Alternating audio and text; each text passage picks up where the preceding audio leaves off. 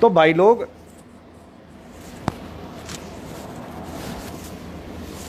कुण गुस्से की बात यह है कि हमारे हिंदुस्तान में जो एडमिशन होते हैं मेडिकल कॉलेज में, मेडिकल कॉलेज एडमिशन होते हैं, तब एडमिशन नीट के थ्रू होते हैं। नीट के द्वारा आपकी रैंक तय होती है, ऑल इंडिया लेवल हो गया कि सरकार में कौन सी रैंक आएगी, फिर काउंसलिंग होगी। जो बचे खुचे हैं वो प्राइवेट मेडिकल कॉलेज हैं, उनके अंदर काउंसलिंग इंटरव्यू से में जाएंगे, अपनी फीस खुद भरेंगे, अपने खर्चे खुद उठाएंगे। लेकिन सिलेक्शन सरकार ने पैसे लेके फीस भरा के एक एग्ज़ाम कंडक्ट करके आपको बता दिया कि यू आर पास, तो एलिजिबल और नॉट एलिजिबल। आगे बाढ़ में जाओ, नन्ना बजाओ।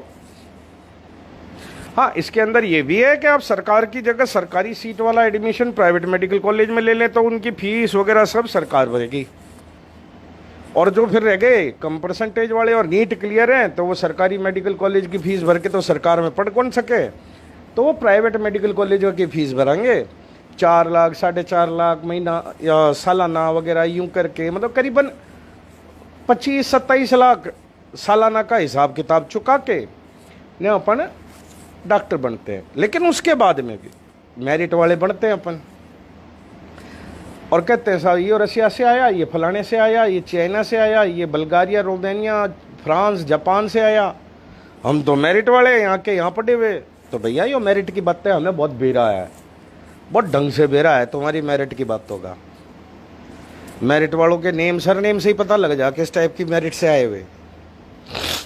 तो वो बातें तो करेंगे नहीं आज जात वात वाली, अपन करेंगे मेन चीज।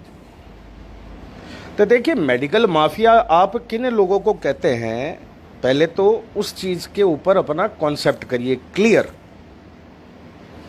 कि मेडिकल माफिया है कौन। हमारे डॉक्टरों के अंदर और अस्पतालों में और क्लिनिक्स में एक ये वस्तु यूज में आती है, काम ली जाती है। न्यूरोलॉजिकल जो पेशेंट्स होते हैं, आपके डिस्टोनिया के, आपके सीवीए सेरेब्रोवास्कुलर एक्सीडेंट के वगैरह, कई तरह के पेशेंट हैं न्यूरो में, नर्व कंडक्शन टेस्ट जिनके नेगेटिव आ रहे हैं उन तक के, उनमें ये हैमर यूज़ होता है। तो आपकी जानकारी के लिए बता दूं कि ये हैमर भी 4 से 6 तरह का आता है। एक गोल वाला आता है, एक चपटा हथौड़े स्टाइल का आता है, एक ये तिकोने टाइप का आता है। तो यूँ करके 4 से 5 तरह के, 6 तरह के हैमर होते हैं। हर एक हैमर की अपनी अपनी खासियतें होती हैं। उसमें सेंसरी सिस्टम को देखने के लिए इस टाइप के बुरुश से लेके कई चीज़ें होती हैं। प्लांटर्स देखने के लिए ये नुकीला खिल्ला होता है। डीप टेंडन रिफ्लेक्सेस देखने के लिए ये हथौड़ा सा होता है। और सेंसरी चीज़ों को देखने, टाइट ज़्यादा हो गया, सेंसोरियम को, सेंसरीज को, आपके टच सेंसर्स को जांचने के लिए बुरुश आता है। तो बहुत सारी चीज़ें हैं। उसी प्रकार से मेडिकल माफिया एक हैमर नहीं हो सकता, कई तरह का होता है। तो आप मेडिकल माफिया में बेसिकली गिनते किसे हैं? दवाई वालों को, उपकरणों वालों को, मेडिकल की शिक्षा देने वालों को, मेडिकल का काम करने वालों को, या अस्पतालों को और डॉक्टरों को। आप मेडिकल माफिया गिनेंगे किसे, कहेंगे किसे? जो आप तक उचित से लेके अनुचित तक कुछ भी बराबर हिस्से से पहुंचने नहीं देता, उसमें आप गिनेंगे किसे? देखिए, ये राम राम डॉक्टर साहब और ये सारी चीज़ें करने से तो काम आएगा नहीं। कम से कम देख रहे हो तो कमेंट ही डाल दो कि मेडिकल माफिया में आप गिनोगे किसे? डॉक्टरों को इंडिविजुअली गिनोगे, अस्पतालों को गिनोगे, मेडिकल कॉलेजों को गिनोगे, मेडिकल इंस्टीट्यूशंस को गिनोगे, सरकार में गिनोगे, प्राइवेट में गिनोगे, किसे गिनोगे आप? फार्मा लॉबी को गिनोगे, मेडिकल दवाइयाँ बेचने वाली लॉबी को गिनोगे, मेडिकल उपकरण बेचने वाली लॉबीज़ को और फैक्ट्रीज़ को गिनोगे। आखिरकार आप गिनेंगे कि नहीं? मेडिकल माफिया में क्या बोलेंगे? या सही को मिला के खिचड़ी बना के कहोगे साहब यो है भोजन, टोटल मेडिकल माफिया। बोलो बेटा राम, बोलो, किसे गिनोगे आप?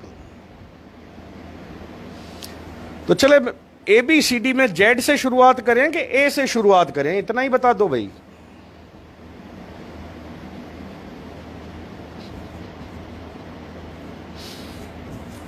चले,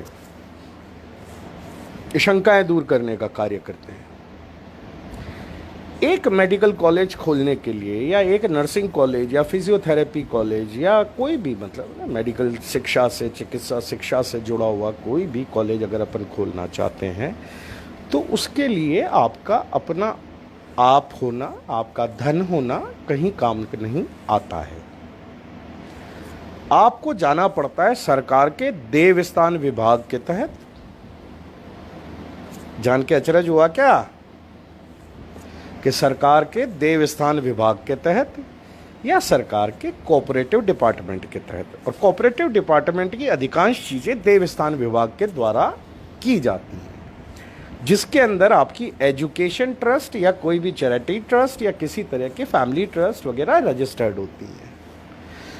तो आप अपनी एक ट्रस्ट रजिस्टर्ड कराते हैं, मान लीजिए एजुकेशन ट्रस्ट रजिस्टर्ड कराते हैं, तो ट्रस्ट के अंदर आपके 20 से 25 ट्रस्टी होने जरूरी हैं।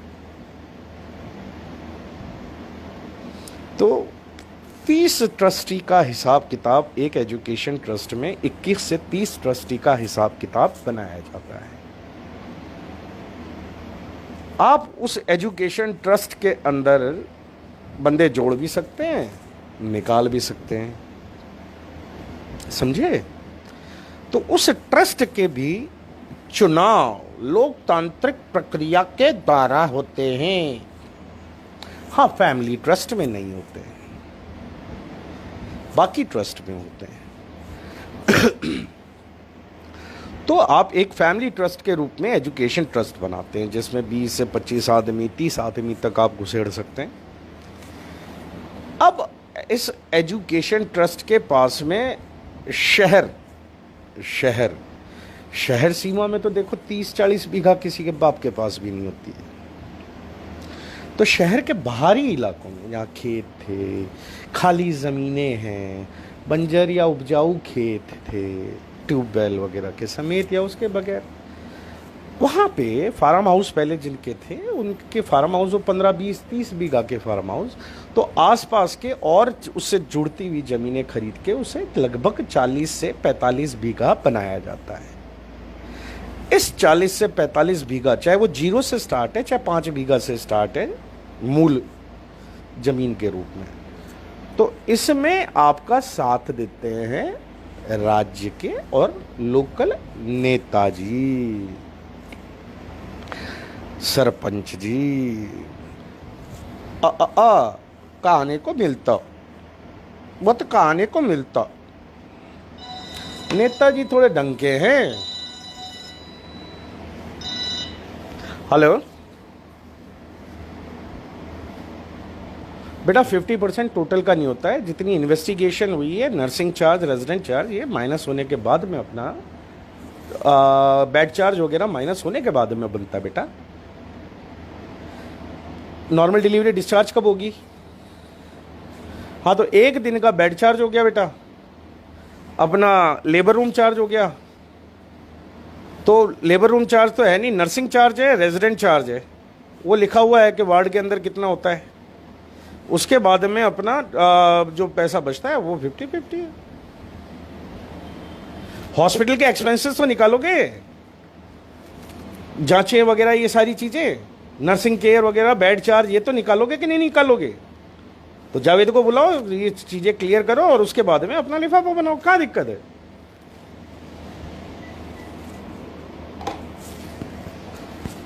धंधे के सीक्रेट हैं, आप भी सुन लो, कोई दिक्कत नहीं है। हर हॉस्पिटल की यही कहानी है भाई, ऐसे ही घर चले। तो यहां से रोल शुरू होता है नेताजी का और नेताजी के पापा मम्मी जी का, यानी कि मंत्री साहब का, अध्यक्ष साहब का। वो चाहे मुख्य के मंत्री हों, चाहे डूंगा के मंत्री हों, चाहे स्वास्थ्य के मंत्री हों, चाहे कानून के मंत्री हों, चाहे किसी पार्टी के अध्यक्ष, यहां से उनका कार्य शुरू होता है। मेडिकल कॉलेज के लिए 40-45 बीघा जमीन का जुगाड़ हो गया, वहां से अंदर एंट्री शेयर होल्डर्स के रूप में होती है। फिर मेडिकल कॉलेज के निर्माण शुरू होते हैं। उसके पश्चात उसके लिए परमिशन चाहिए एडमिशन लेने को, एंटाइटल्ड कराना, आपके ये परमिशन लेना एमसीआई की। हाँ जी, 15,000 का 50% नहीं होता है। बात हुई भी है, पहली बार नहीं है किसी हॉस्पिटल के अंदर। हॉस्पिटल एक्सपेंसेस माइनस होने के बाद में शेयरिंग बेसिस होता है, शेयरेबल प्रॉफिट का होता है, टोटल पैकेज का नहीं होता है। मैं आपको क्या कह रहा हूँ कि शेयरेबल प्रॉफिट का परसेंटाइल होता है, टोटल पैकेज का परसेंटाइल नहीं होता है। यह आज की बात नहीं है, इस हॉस्पिटल की बात नहीं है, दुनिया जान की बात है। हॉस्पिटल एक्सपेंसेस माइनस करो ना, फिर जो बच गया पैसा उसका 50-50 है।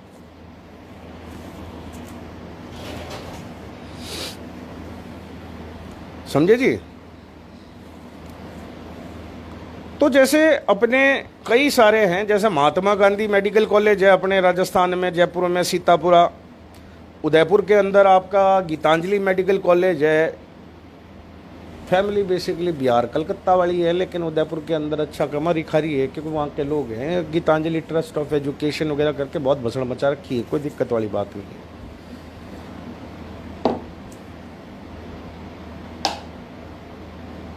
आनंद नहीं आ रहा लगे? वैसे जेएनयू मेडिकल कॉलेज है, अभी प्रताप यूनिवर्सिटी दिल्ली रोड की ये अपना अलग मेडिकल कॉलेज खोलने जा रही। फिर निम्स मेडिकल कॉलेज है आपका जोधपुर में, Jodhpur medical college and university वाला वो कमल मेहता कांड तो अलग ही कांड था, उसका तो पब्लिक को बेरा है।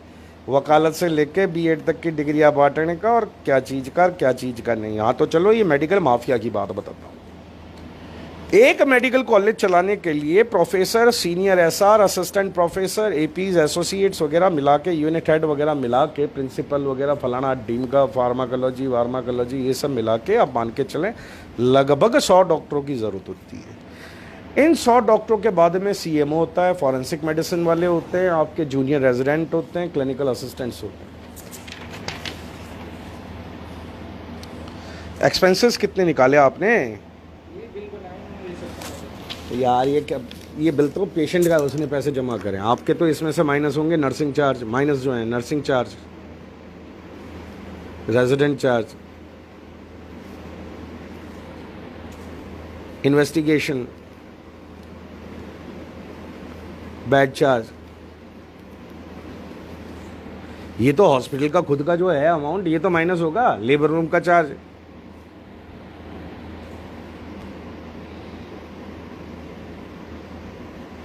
वहाँ स्टाफ काम नहीं करते हैं क्या? 1500 रुपये लेबर रूम का चार्ज है फिक्स, ये तो देना ही देना है। बाकी ये जितना बना है बिल के हिसाब से वो चीज़ें पे होगी। वार्ड की थी ना, अब जो रेस्ट अमाउंट हो गया ये सब माइनस होने के बाद में रेस्ट अमाउंट ये 50-50 होता है। कंसल्टेंट, सीकेएच।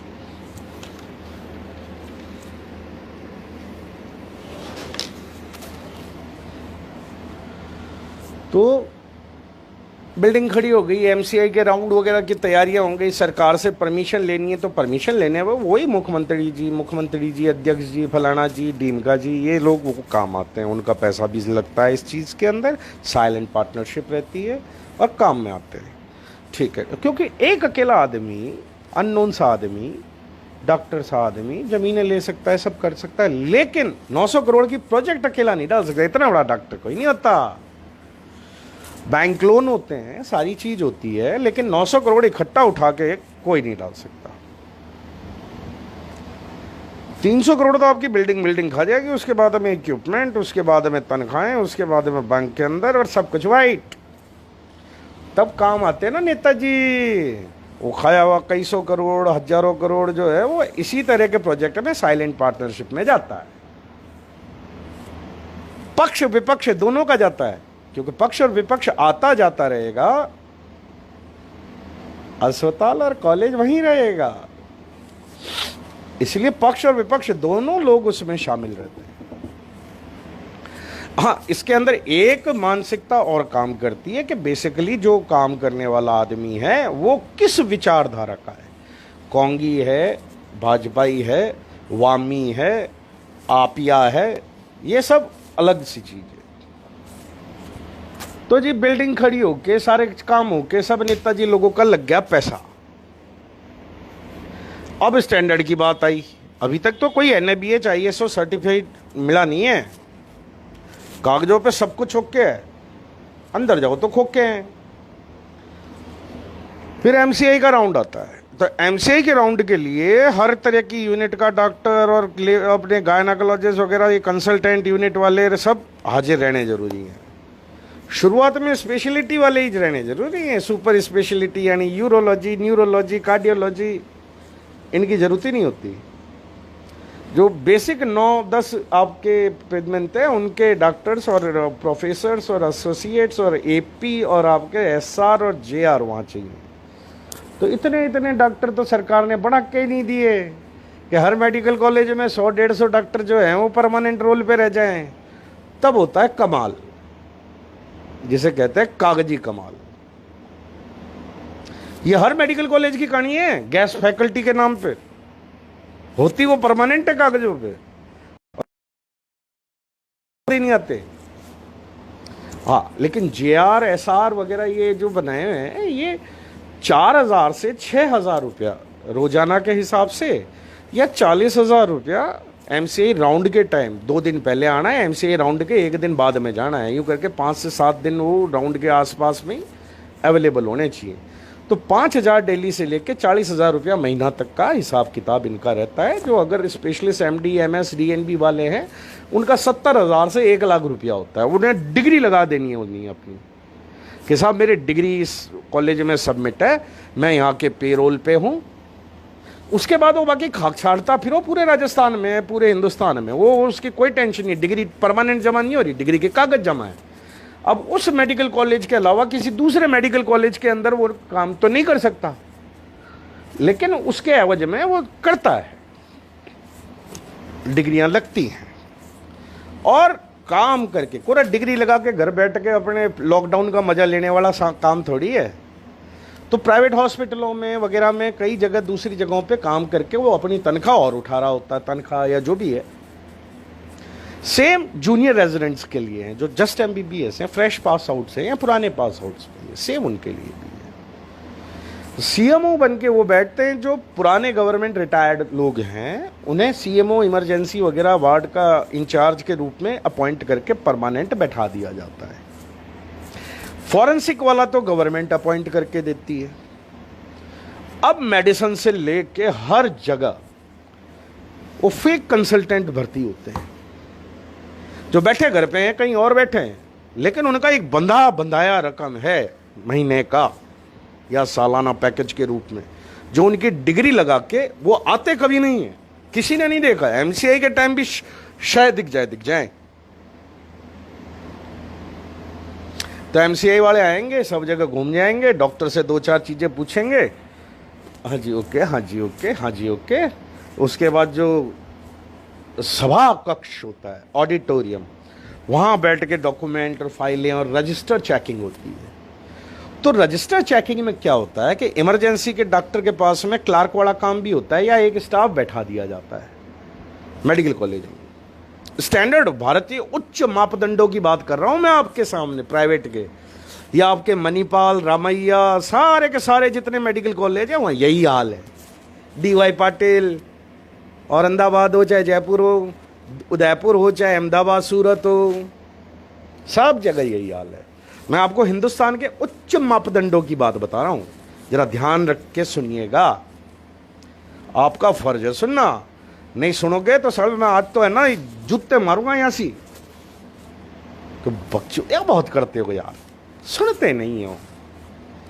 तो एक रजिस्टर, इतना बड़ा रजिस्टर होता है भाई, वो कंप्यूटर के थ्रू सीरीज नंबर, पेशेंट का नाम, उम्र, उसकी डिजीज, ये चीजें आ रही होती है, आपको वहां भरना होता है फर्जी कि रोज की इमरजेंसी OPD कितनी है, इतने पेशेंट एडमिट हो गए, इतने पेशेंट डिस्चार्ज हो गए। वो फर्जी पेशेंटों की फाइलें भरने के लिए क्लिनिकल असिस्टेंट के रूप में BAMS, BUMS, BHMS बैठा दिए जाते हैं, उनके ऊपर एक MBBS होता है। वो बैठ के फर्जी फाइल भरते हैं पेशेंट की, उन पेशेंटों की जो कभी पैदा ही नहीं हुए, जिनके नाम का इस हिंदुस्तान के रिकॉर्ड में लेना देना ही नहीं है। कोई एक पेशेंट दिखाने आया तो उसका कागज वगैरह के हिसाब से, घर का कागज अगर वो BSBY टाइप का है तो कुछ, तो पता लग गया इतने सारे लोग हैं जो वास्तव में परसिस्ट करते हैं। अब उन सबको फ्री एडमिशन और ये सब चीज़ों के अंतर्गत दिखाया जाता है। वो आदमी अपना भामाशाह या आयुष्मान का इलाज लेके मेडिकल कॉलेज से चला गया, लेकिन उस बहाने से ये पता लग गया कि इसके कार्ड के अंदर 4 या 6 आदमी और किस किस नाम से हैं और उनकी उम्र क्या है, उनकी भी फाइलें बन जाती हैं। उनकी उस आयुष्मान और भामाशाह वगैरह के अंडर में नहीं बढ़ती, उनकी बढ़ती है प्राइवेट पेशेंट के रूप में, ताकि 300-600 पेशेंटों का महीने का आंकड़ा कम से कम पूरा हो सके।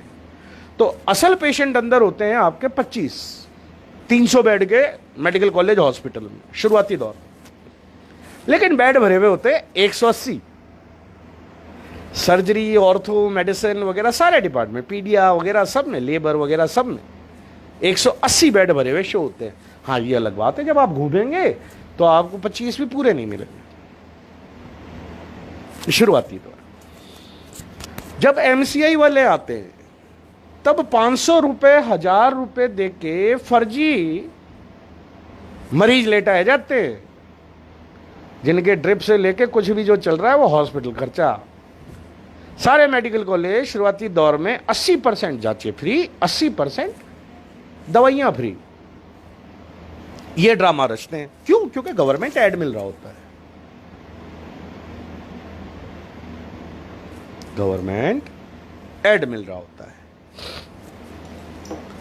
तो ये हुए फर्जीवाड़े के कुछ निशानात भारतीय उच्च मापदंडों अनुसार। क्या आपके कंसल्टेंट भी फर्जी बैठे हैं, रेजिडेंट भी फर्जी बैठे हैं, काम करने वाले लोग अंदर बेसिकली आपके पास 100 हैं, शो आपने 250 कर रखे हैं। बोलो हुमा हुमा,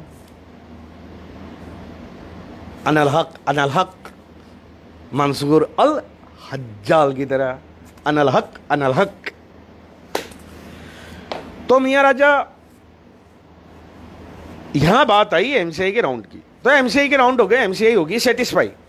भारत में डॉक्टरों की कमी है ना, तो MCI होगी इस राउंड से सेटिस्फाई, ये सब ओके है भाई, हाल फिलहाल बाकी ये चीज़ों की कमी बेशी ये पूरी कर लो। ये लो जी, 150 आदमियों को भर्ती करने की मिल गई छूट पहली नीट एडमिशन में।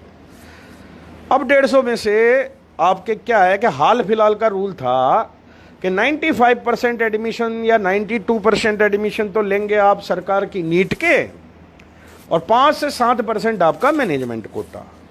तो मैनेजमेंट कोटा में 40 लाख से लेके 70 लाख तो देंगे आप वो पैसा जो आपके कैपिटेशन वगैरह फलाना डीम का है, और हर साल की 27 लाख तक की फीस।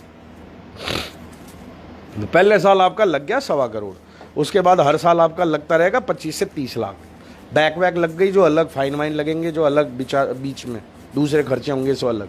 तो 2-2.25 करोड़ में जाके बंदा तैयार होके MBBS डॉक्टर आपके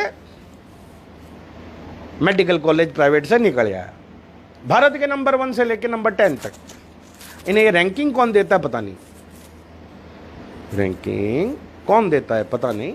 ये इसी प्रकार की रैंकिंग है कि हर न्यूज़ चैनल जो ऐसे कहता है ना कि मैं सबसे तेज, मैं सबसे नंबर 1, मैं नंबर 1, मैं नंबर 1, बिल्कुल। तो इन्हें वो नंबर 1 कौन बनाता है पता नहीं। तो पहला साल निकला, तो दूसरे साल के अंदर फिर 50 सीट बढ़ानी है, तो फिर अपने वैसे MCI बुलाना है, या वो अपने आप आ जाती है साल में 2-3 बार। कभी स्टेट MCI वाले आ जाते हैं, कभी सेंट्रल MCI वाले आ जाते हैं, पता नहीं कैसे खबर करके आते हैं। पहले से तैयारियां हो रखी होती है, सूटकेस भी तैयार होते हैं, गेस्ट हाउस वगैरह 5 स्टार भी तैयार होते हैं, और खाना पीना बजाना सब रेडी रहता है। 7 कमियों को नज़रअंदाज करके 1-2 वो कमियां जो वास्तव में शायद ही हो, उनके ऊपर एक का ऑब्जेक्शन लगाते हैं। पैसा के यूं का यूं ले रहे, सब चीज़ों से आंखें मूंद के, ड्रामे फुल, कागजी ड्रामे फुल। अच्छी तरह से पता है कि ये डॉक्टर यहाँ काम नहीं करते, प्रोफेसर यहाँ आता ही नहीं है, इसकी यूनिट पूरी कागजों में चल रही है। बच्चों को पढ़ाने के लिए डॉक्टर नहीं है, वो एमबीबीएस और एसआर उनको सिखा रहे हैं, वो क्लास ले रहे हैं, प्रोफेसर साहब है ही नहीं। हरियाणा वाला कॉलेज याद रखो, डॉक्टर प्रोफेसर कुछ नहीं, 200 से ज़्यादा स्टूडेंट लटके हुए धरना दे रहे हैं, आज साल भर होने को आ गया है, लेकिन सरकार का स्टेप क्या, कुछ नहीं। ये भारतीय उच्च मापदंड के स्तर हैं, भारतीय चिकित्सा शिक्षा के उच्च मापदंड, एमसीआई वाले उच्च मापदंड, समझ गए आप। तो इसी प्रकार से ये चलते चलते 5वें साल तक आ जाते हैं। तब तक अगर सब कुछ सेटिंग से बढ़िया चलता रहा, तू भी राजी मैं भी राजी वाला सिस्टम करते रहे, तो आपकी सीटें बढ़ बढ़ा के 350 400 तक आ सकती है, 500 तक आ सकती है। आप मेडिकल कॉलेज से मेडिकल एकेडमी और यूनिवर्सिटी बनने की तरफ कदम बढ़ा लेते हो। दूसरे तीसरे साल तक तो आपको पीजी की परमिशन मिल जाती है। जब आपके बच्चे पहले साल वाले 3rd ईयर में आते हैं तो नॉन क्लिनिकल पीजी आपके पैथोलॉजी, एनाटॉमी, फार्माकोलॉजी, माइक्रोबायोलॉजी वगैरह इस तरह की चीज़ों की पीजी की परमिशन सीट मिल जाती है आपको, एमडी वाली 1-1 2-2 सीट हर हिसाब से मिल जाती है। तो 5 सब्जेक्ट की पीजी नॉन क्लिनिकल की शुरू होगी साहब।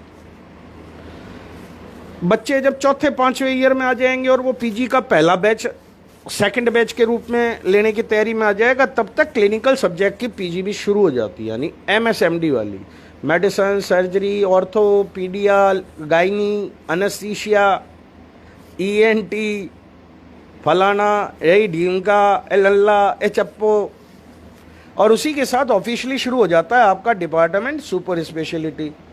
कैथ लैब तो जब से पहला बैच लिया था तभी लगा दी थी, लेकिन शो नहीं करते थे, उसे बंद रखते थे। कैथ लैब तो काम आएगी आपके एमसीआई के लिए नहीं, कैथ लैब काम आएगी आपके भामाशा, आयुष्मान, प्राइवेट पेशेंटों के हिसाब से। एमसीआई के राउंड के टाइम अपन बंद कर देंगे, यूरोलॉजी, प्लास्टिक सर्जरी सब बंद कर देंगे अपन। ये घर बैठा हो, आ रहे हो जा रहे हो, कोई दिक्कत नहीं है, विजिटिंग दिखा देंगे। पेरोल पे होते हैं जबकि, पेरोल पे होते हैं जबकि। ये उच्च मापदंड है, अति उच्च मापदंड।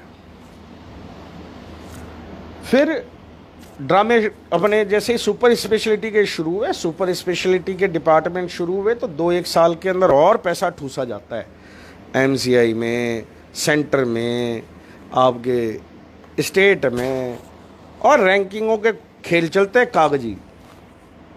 फिर मिलती है सुपर स्पेशलिटी की आपके एमसीएच डीएम की परमिशन, तब तक वो 300 बेड का अस्पताल बढ़ के भगवान दया से 650 बेड का हो जाता है, कागजों पे भी, और वैसे 400-500 ही होते हैं।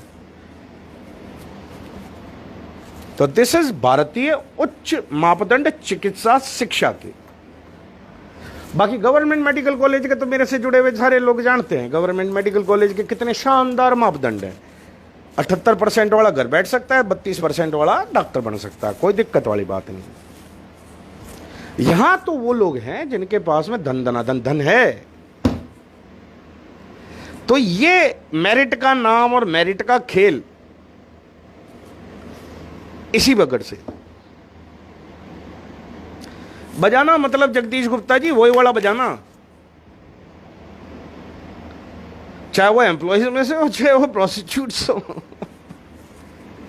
चॉइस का भी ध्यान रखा जाता है ना। आप क्या समझते हैं उच्च मापदंड ऐसे ही स्थापित हो जाते हैं सरकारों में? हैं? सरकारी उच्च मापदंडों की अगर जानकारी पूरी तरह से लेनी है तो फिल्मी हीरोइन है ममता कुलकर्णी, उसके द्वारा ली जा सकती है। हिमेश रेशमिया, उसके द्वारा भी लिया जा सकता है सरकारी उच्च मापदंड चिकित्सा स्तर के और चिकित्सा शिक्षा के। लगाओ जुगाड़, पहुंचो जरा, पूछो शरीर। तो अब क्या है, बात से भटकाओ मत मेरे को। बजाना मतलब अच्छी तरह से सारे समझते हैं क्या बजाना, क्यों बजाना। और मजेदार बात ये मैं बताता हूं कि इन सारे एडमिशन के लिए, चाहे वो भारत में हो रहे हो चाहे भारत के बाहर हो रहे हो, नीट एग्जाम क्लियर करना कंपलसरी है। आज रूस चाइना से लेके कहीं भी जो पढ़ने जा रहा है वो नीट क्लियर होना चाहिए, किसी भी परसेंटेज से हो लेकिन क्लियर होना चाहिए, पास, जस्ट पास। तो विदेश जहां पे WHO के मापदंड कहते हैं कि 6 साल का मेडिकल कॉलेज अपना शिक्षा होना चाहिए, तो सभी उसी को फॉलो करते आ रहे हैं, उसी तरीके से चल रहे हैं, वही शिक्षा का स्तर और सारी चीज रही। अब यहां हमारे भारतीय उच्च शिक्षा मापदंडों वालों के पालतू कुत्ते ये लगाते जुगाड़ कंपनियां बना के, वो कंपनी यहां पे भी सेटल, यहां पे भी उसी नाम से और विदेशों में जाके भी उसी नाम से मल्टीनेशनल के हिसाब से रजिस्टर की जाती है। फिर वहां विदेशों के उस चलते हुए मेडिकल कॉलेज के पास में जाके लोग कहते हैं साहब मैं स्टूडेंट लाऊंगा, एक फैकल्टी इंग्लिश मीडियम वाली शुरू करते हैं, कुछ आपके प्रोफेसर्स हो जाएंगे, बाकी मैं प्रोवाइड करा दूंगा, और ये फीस का स्ट्रक्चर रखेंगे, इसमें इतना मेरा, 10 पे 1 फ्री, फलाना डीम का, कई तरह के ड्रामे हैं भाई। और विदेश के अंदर इंग्लिश का सिस्टम शुरू, और भारतीयों की तरह 5 साल की डिग्री शुरू, उनका अपना स्टैंडर्ड पैसा खिला के वहां यूं तोड़ा जाता है, MCI WHO अप्रूव कॉलेज का नाम लेके। तो 6 साल की डिग्री 5 साल में दी जा रही है, इक्विवेलेंट टू MBBS। अरे घंटे की इक्विवेलेंट टू MBBS एक अंडर ग्रेजुएट 4.5 साल का कोर्स है, और वो WHO मापदंडों से 6 ईयर का MD कोर्स है। प्राइमरी बेसिक जो आपका डिग्री है वो डॉक्टर ऑफ मेडिसिन MD है, ये WHO नॉर्म्स कहते हैं।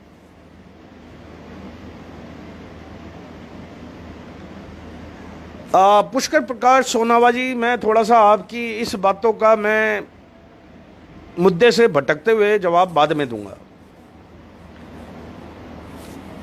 तो यो सिस्टम चालू है, फिर FMGE का एग्जाम होता है, फॉरेन मेडिकल ग्रेजुएट एंड अपना क्लियरेंस टेस्ट का FMGE का एग्जाम होता है FMGs के लिए।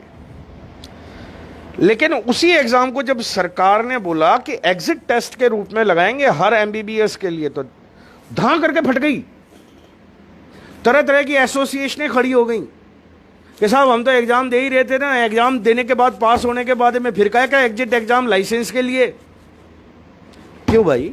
वहां भी तो एग्जाम दे के डिग्री लेके, सेंट्रल का गवर्नमेंट का एग्जाम दे के डिग्री लेके आदमी पधारा है चाइना, रूस, कजाकिस्तान, जर्मनी, जापान से। वहां कौन सा घर बैठ के एग्जाम दे दिया? यहां के मेडिकल कॉलेजों में कितने स्टूडेंट फेल होते हैं और कितने कैरी ऑन में चलते हैं, किसी से ढका छुपा है क्या? ये आपके भारतीय उच्च मापदंड हैं चिकित्सा शिक्षा के।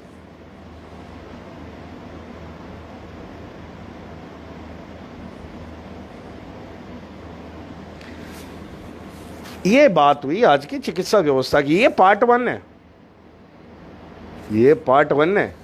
ये तो अभी ऊपरी मैंने वो आवरण हटाया है, सिर्फ वो जो पैकेज के अंदर माल पड़ा है ना, उसका वो रैपिंग वाला रैपर हटाया अभी सिर्फ, अभी तो बहुत चीजें हटानी बाकी हैं।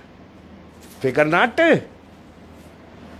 मेडिकल कॉलेज खोलने के लिए भी सरकार की 3 कैटेगरी है, city type A, city type B, city type C। इन तीनों सिटीज के लिए भी मापदंड अलग अलग हैं। हाँ, हमारा जयपुर कैटेगरी A में आता है। तो शहरी JDA सीमा में तो अगर मेडिकल कॉलेज खोलना है तो 25-30 भी का काफी है, और JDA सीमा से बाहर रूरल JDA सब डिस्ट्रिक्ट में अगर अपन आते हैं, जैसे अपने दिल्ली रोड वाला names, Pratap university, JNU, Sitapura वाला महात्मा गांधी, तब आपको 40 से 45 बीघा मिनिमम चाहिए।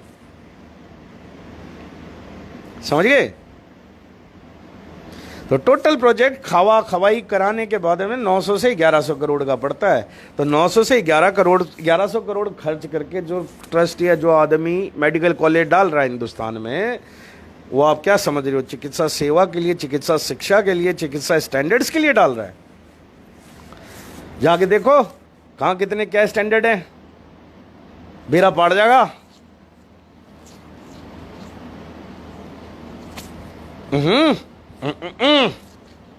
ये तो पार्ट 1 है, अभी तो पार्ट 2